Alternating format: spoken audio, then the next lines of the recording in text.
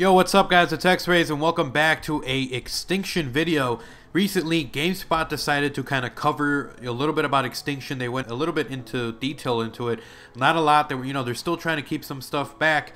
But I was able to also see some leaked gameplay for Extinction mode. I was able to see around 30 minutes worth of Extinction mode. I was able to jot down some stuff that I saw. I'll end up leaking this gameplay for you guys, like 30 minutes worth of it. I'll link it down below. If this video gets to 200 likes, I'll put the link in the description so you guys can go check it out. It's around 30 minutes or so, and it looks like a lot of fun. But with that being said, let's jump into some of the details that I noticed. First of all, from the GameSpot kind of interview that they did with Mark Rubin, and also the leaked gameplay. So it's going to be quite a bit of information. Hopefully this isn't super long, but if it is, I apologize. Hopefully you guys stick through this whole thing.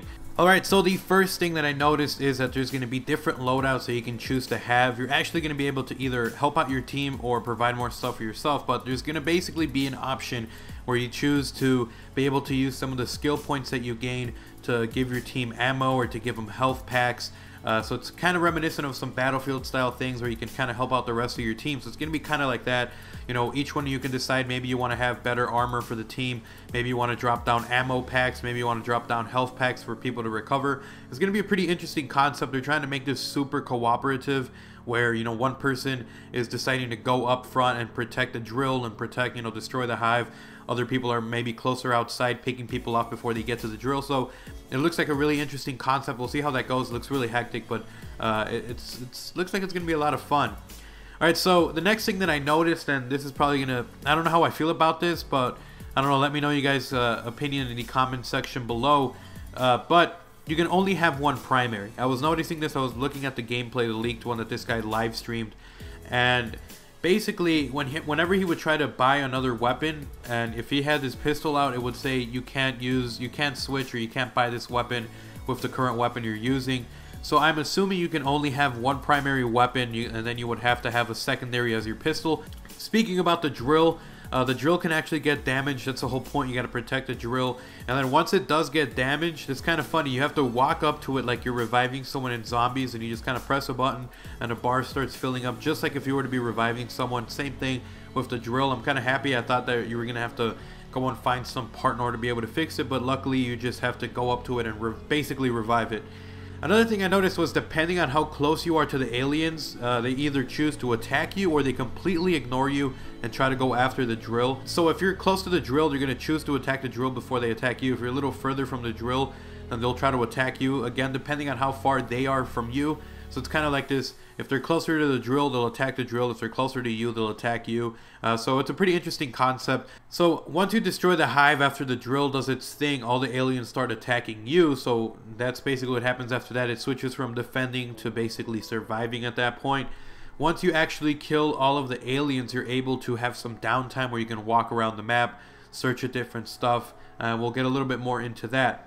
You get skill points, which is a form of currency. You get money, but there's also skill points you can spend. You can use your skill points to upgrade weapons. You can use them to upgrade perks to get more explosive turrets, kind of kill streaks if you will, to help yourself out. And you get these skill points by completing challenges around the map. So it'll tell you, like, do one whole round where you defend the hive by knifing the enemies, or get 15 kills with the pistol, stuff like that.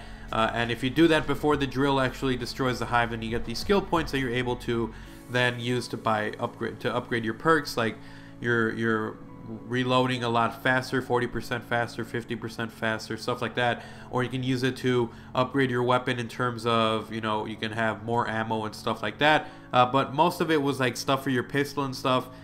Alright, so one thing that I found that I kind of think is going to be really annoying, because just the experience I've had in Zombies, especially in Transit, everyone hates the lava. I don't care who you are, you hated the lava. That's just the worst thing about Transit. The worst idea ever was to add that lava. And well, there's going to be something similar to that in Extinction. The Scorpion aliens that we saw in the trailer, and if you guys have seen any gameplay at all from Extinction, you know that they shoot acid from their tail. Once they shoot the acid and it lands on the ground, it can either hit you and you can, take damage from that, or it'll land on the ground, and even after you kill it, the acid that's going to be on the ground, when you get too close to it, it's going to have like these fumes. They're going to kind of start hurting you just the way the lava did. The good thing though is that it does eventually fade over time, but it stays there for a little bit after you kill the scorpions and even as they're shooting it. So you got to be careful when you're kind of walking around through the scorpion acid. You can get too close and it'll do basically the same thing that the lava did in zombies. So hopefully that isn't too much. Try to kill them before they actually shoot out some of that scorpion acid, but we'll see what happens with that. So the next thing, upgrading your weapons in terms of attachments and stuff like that. There's going to be two ways to do this. The first one is you can walk around the map, kind of scavenge around, and you'll find different parts. I saw in the leaked gameplay I saw, the dude walked around and he picked up a foregrip that he was able to use to stabilize the accuracy more. And then another way you can do it is by actually killing aliens. There was one point where he killed a scorpion, and then once he killed the scorpion alien, he was able to pick up a rapid fire attachment for his gun, so he was able to shoot just a lot faster. So there's multiple ways for you to kind of upgrade your weapon, whether you scavenge around and find parts, or whether you kill like a scorpion zombie or scorpion alien in order to pick up its stuff. Another thing that I noticed is that there is no round number indicated. Well, you know, for us to play zombie, we're really, you know, we're used to seeing, you know, round 1 through 20 or whatever round you get, it shows you. But in Extinction, it doesn't actually do that. I didn't see any indicator. This is round 1, round 2, wave 1, wave 2, anything like that. Might be added in the final build. I don't know. We'll see that. Another thing I noticed, you can actually buy ammo. It's going to be a little bit more expensive than before, than what we're used to in zombies. And zombies is usually 500 for the regular ammo, and then it's I think it's like 5,000 for upgraded ammo. But this one is going to be 1,500 to be able to reload your weapon and get more ammo. You can actually find money scattered around the map. I noticed this as well. I was watching the gameplay. This guy walked around, saw a trash bag. He like scavenged through it, and he was able to pick up some money to help him out to get more kill streaks or whatever he decides to do. So that was pretty interesting. I thought that I would mention that. So the last thing that I noticed, and I thought was pretty interesting, there's some turrets that you can actually control. You know, just like there's some maps in multiplayer where you can get on the turret and start shooting around. You can purchase one for 750 points or 150 Call of Duty money. And then once you purchase it, you're able to use it until the ammo runs out. So you go into it, you zoom in, you defend something or do whatever you want.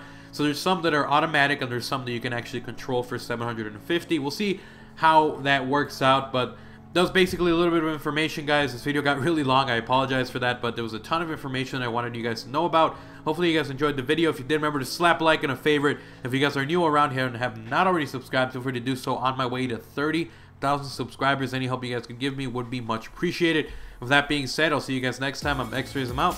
Peace.